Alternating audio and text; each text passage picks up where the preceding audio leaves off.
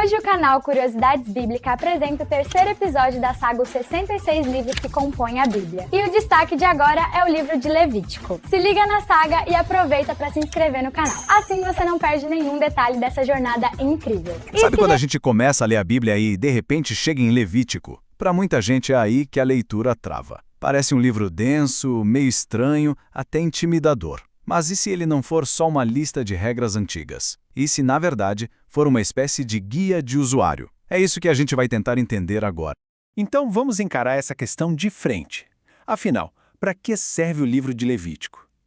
Seria só um código de leis que já não vale mais? Ou será que ele guarda um segredo, algo mais profundo e atemporal sobre a relação entre as pessoas e o divino? Essa é a pergunta que vai guiar toda a nossa conversa. Antes de mergulhar no que o livro diz, a gente precisa primeiro entender onde ele se encaixa. A posição dele nesse grande quebra-cabeça dos textos sagrados já é a primeira grande pista da sua importância.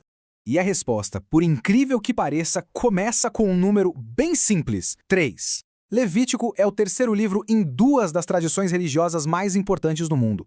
E olha, isso não é coincidência não. A localização dele ali é totalmente intencional e cheia de significado.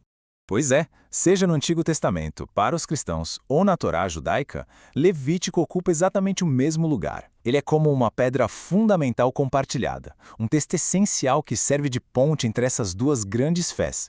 Ok, já entendemos que o lugar dele é privilegiado, mas e o conteúdo? O que tem de fato dentro dessas páginas? Vamos pensar no livro como ele foi criado para ser, um manual divino. A grande questão é, um manual para quê, exatamente? Na sua essência, Levítico é isso, uma coleção de leis e instruções divinas. Mas não é uma legislação jogada de qualquer jeito. Era um projeto completo de vida entregue aos antigos israelitas para estruturar a sociedade inteira deles, desde a adoração até o dia a dia. E essas instruções não são só uma lista aleatória de pode e não pode. Elas se organizam em torno de 3 pilares centrais. São os temas que formam a espinha dorsal do livro todo. E aqui estão eles. Primeiro, os sacrifícios, que era o jeito formal de se aproximar de Deus. Segundo, o sacerdócio, os mediadores escolhidos para ficar entre Deus e o povo. E terceiro, as leis de pureza, que eram as diretrizes para manter um estado de prontidão ritual na vida cotidiana. Juntos, esses 3 pilares governavam basicamente tudo. Isso tudo levanta a pergunta fundamental, né? Por quê? Por que todas essas regras tão complexas sobre sacrifício, sacerdotes e pureza? Qual era o grande objetivo? O ponto final por trás desse manual de instruções divino?